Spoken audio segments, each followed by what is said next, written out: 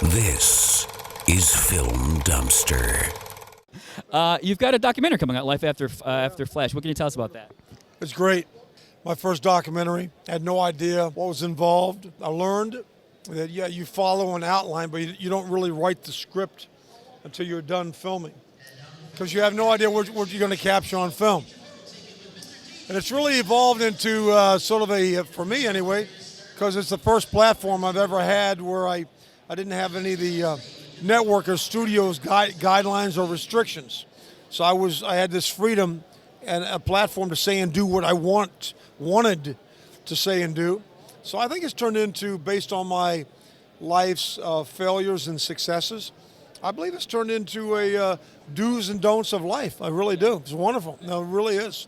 I expect 2017 this year, right? You want it to come out? Well, I mean, I'd like to see it go on, I'm serious, for another 20 years. No, really, because you capture so much magic and interview more and more people. But I think they're going for a final cut this year. Yeah. Have you been surprised at with Ted and Ted 2, you've obviously got a nice resurgence in interest in Flash. Has that been nice, I imagine? It did. Yeah, no, the Ted franchise sort of rebooted Flash Gordon and introduced a brand new age demographic of my children's age. Right. So I love it. Yeah, and even the younger generation who never really saw Flash Gordon, who can't think of the name of the movie, they'll refer to it as, that movie that Queen did the soundtrack to, which is, it just shows you the impact and the value that Queen brought to the table as well. Now you do personal security. I've been doing, yeah. I'm a former Marine before I was an actor, so it was pretty natural for me. Yeah. What's been the most dangerous situation you've been in doing security?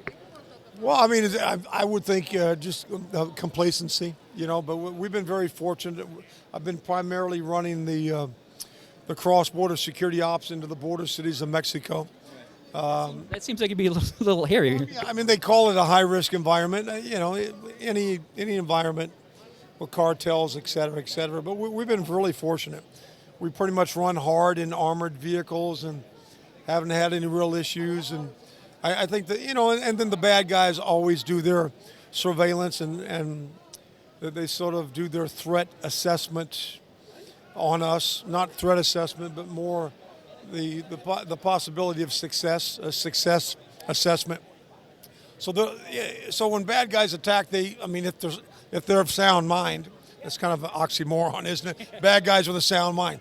But they want to have at least 80, 90% success rate. But with us, it's not because of arrogance or whatever, but they know how we're trained. We're trained in what we call federal protective doctrine. So, we're pretty much a hard target. Yeah, so I love it. It's been wonderful I've been a security professional for 13 years. I love it. And, it was 5 to 7 days a week.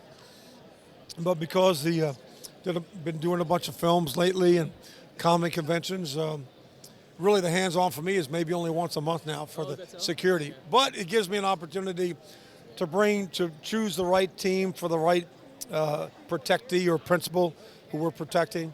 And I'll put that together, facilitate it, and take my commission and have somebody, oversee that. Very nice. Thank you very much, sir. Well, thank you.